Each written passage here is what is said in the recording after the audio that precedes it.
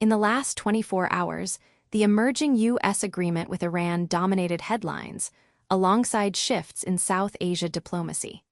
Energy markets, congressional reaction, and regional leverage all moved quickly as details surfaced. France 24 reports the Trump administration executed a surprise memorandum with Iran aimed at turning the page on active conflict risks. The move came ahead of a larger plan signing. Long pause major issues were deferred.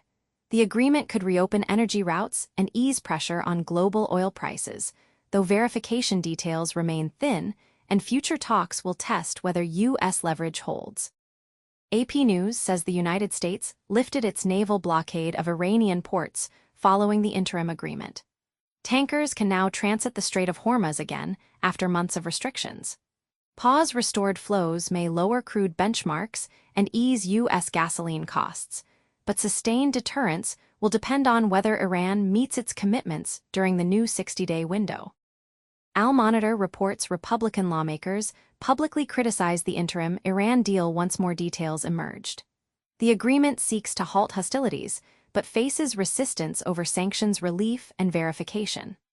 Long pause congressional pushback could shape future funding and oversight, keeping pressure on the administration to protect U.S. leverage rather than offer unilateral concessions. France 24 reports U.S. forces ended the blockade of Iranian ports after Presidents Trump and Pezeshkian signed an interim peace deal. The move reduces immediate naval presence in the region.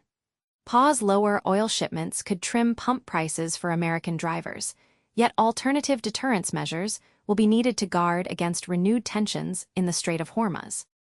NBC News reports President Trump signed an agreement in Versailles ending the war with Iran while setting aside major issues for later.